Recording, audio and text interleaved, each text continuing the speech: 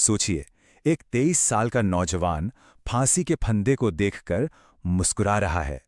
कौन था वो? वो थे भगत सिंह। आज हम उन्हीं की कहानी में उतरेंगे।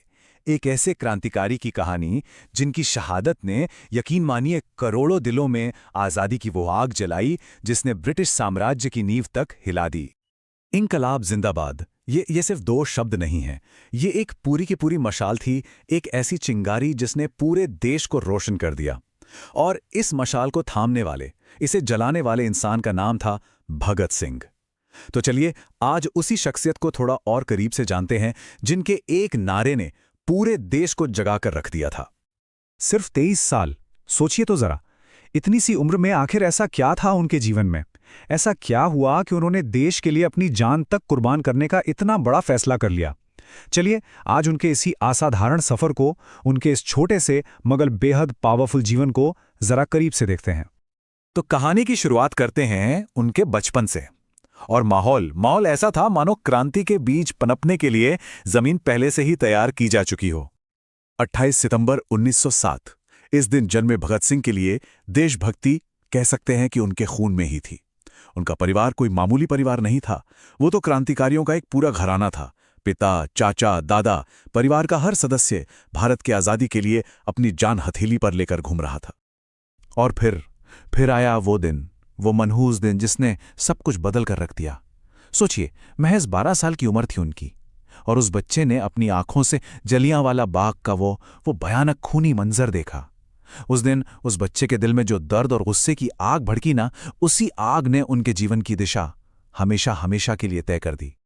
लेकिन एक बात समझनी होगी, भगत सिंह सिर्फ जोश से भरे एक एक्शन हीरो नहीं थे। नहीं, वो एक बहुत बहुत गहरे विचारक भी थे।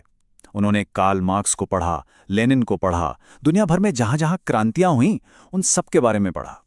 वो ये बात बहुत अच्छी तरह जानते थे कि आज़ादी की असली लड़ाई सिर्फ बंदूक और बम से नहीं, बल्कि विचारों से लड़ी और जीती जाएगी। तो अब तक लड़ाई चल रही थी विचारों के मैदान में, लेकिन फिर एक ऐसी घटना हुई जिसने उन्हें सीधे सीधे हथियार उठाने पर मजबूर कर दिया। साल था 1928। साइमन कमीशन के खिलाफ एक शांतिपूर्ण प्रोटेस्ट चल रहा था, और वहां उनके गुरु, उनकी प्रेरणा लाला लाजपत राय पर अंग्रेजों ने इतनी बेरहमी से लाठियां बरसाईं कि कुछ ही दिनों में उनकी मौत हो गई। ये भगत सिंह के लिए सिर्फ एक राजनीतिक घटना नहीं थी, ये एक पर्सनल लॉस था, एक गहरा जख्म। और अब ये लड़ाई सिर्फ आज़ादी की नहीं रही थी, अब इसमें बदले की आग भी शामिल हो चुकी थी। तो प्लान बना लाला जी की मौत का बदला लेने का। निशाना था सुपरिंटेंडेंट जेम्स स्कॉट, जिसने लाठीचार्ज का ऑर्डर दिया था। लेकिन कहते हैं ना, किस्मत को कुछ और ही मंजूर था।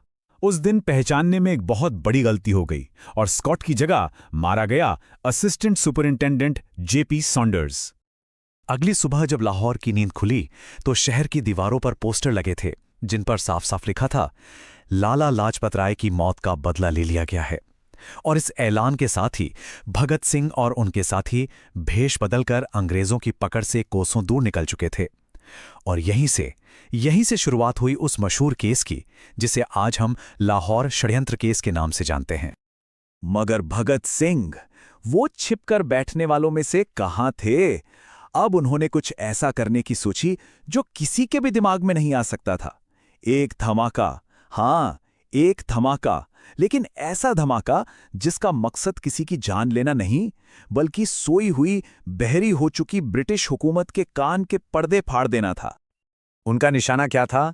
सेंट्रल लेजिस्लेटिव असेंबली, यानी आज की पार्लियामेंट। और क्यों?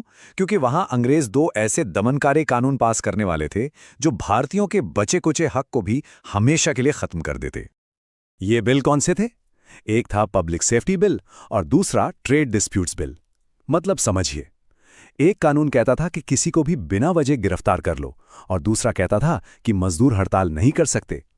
साफ तौर पर यह भारतीयों की आवाज को हमेशा के लिए दबा देने की एक सोची समझी साजिश थी, और भगत सिंह ने इसे सीधा सीधा चैलेंज करने का फैसला किया। तारीख थी 8 अप्रैल 1929। भगत सिंह और बटुकेश्वर दत्त असेंबली में घुसे और उन्होंने जानबूझकर खाली जगह पर दो बहुत कम ताकत वाले बम फेंके। मकसद बिल्कुल साफ था, किसी को जख्मी करना नहीं, बल्कि जैसा उन्होंने खुद कहा था, बहरों को सुनाने के लिए धमाके की जरूरत होती है। अब देखिए, बम फेंकने के बाद वो आराम से भाग सकते थे, पर वो भागे नहीं, बिल्कुल नहीं, बल्कि वहीं खड़े होकर इंकलाब जिंदाबाद के नारे लगाने लगे और खुद को गिरफ्तार करवाया। क्यों? क्योंकि ये डर नहीं था, ये उनकी प्लानिंग का सबसे सबसे जरूरी हिस्सा था। उनका प्लान था अदालत को ही अपना स्टेज बना लेना। उनका मकसद सजा से बचना था ही नहीं, वो तो चाहते थे कि मुकदमे की हर सुनवाई, हर बहस पूरे देश तक पहुंचे, ताकि उनके क्रांति के विचार घर घर तक पहुंच सकें। तो पहले तो उन्हें असेंबली में बम फेंकने के लिए उम्र कैद हुई, लेकिन अंग्रेज पुलिस कहां मानने वाली थी। उन्होंने पुरानी फाइलें खोलीं और भगत सिंह को सॉन्डर्स मर्डर केस से जोड़ दिया, और फिर उन पर राजगुरु और सुखदेव के साथ हत्या का मुकदमा शुरू हो गया। लेकिन जेल की दीवारें उनके इरादों को कैद नहीं कर पाईं। जेल के अंदर उन्होंने भारतीय कैदियों के हक के लिए 1-2 दिन नहीं, पूरे 116 दिन की भूख हड़ताल की। और इसी दौरान उन्होंने अपना वो मशहूर लेख लिखा, मैं नास्तिक क्यों हूं, जो बताता है कि वो सिर्फ भावनाओं से नहीं, बल्कि तर्क और बुद्धि से सोचते थे। इस मुकदमे का अंजाम तो समझिए कि पहले से ही तय था। सब जानते थे कि फैसला क्या होगा, और भगत सिंह भी जानते थे।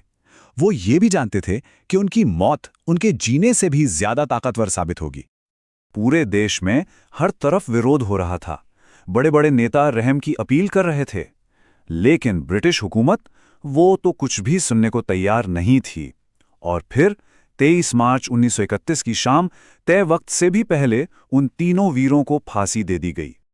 अंग्रेज इतने डरे हुए थे कि उन्होंने लोगों के गुस्से से बचने के लिए रात के अंधेरे में ही गुपचुप तरीके से उनके शरीरों का अंतिम संस्कार कर दिया। उन्हें लगा कि उन्होंने कहानी खत्म कर दी, पर वो ये नहीं जानते थे कि वो सिर्फ 3 शरीरों को नहीं, बल्कि एक ऐसी चिंगारी को हवा दे रहे थे जो अब पूरे देश में आग बनकर फैलने वाली थी। उनकी शहादत ने पूरे देश को अंदर तक हिलाकर रख दिया। वो रातों रात देश के हर नौजवान के हीरो बन गए, एक प्रतीक बन गए। और इंकलाब जिंदाबाद ये नारा अब सिर्फ नारा नहीं रहा, ये आज़ादी की लड़ाई का सबसे बड़ा नारा बन गया। उनके विचार, उनका समाजवाद और धर्मनिरपेक्षता का सपना आज भी हमें रास्ता दिखाता है।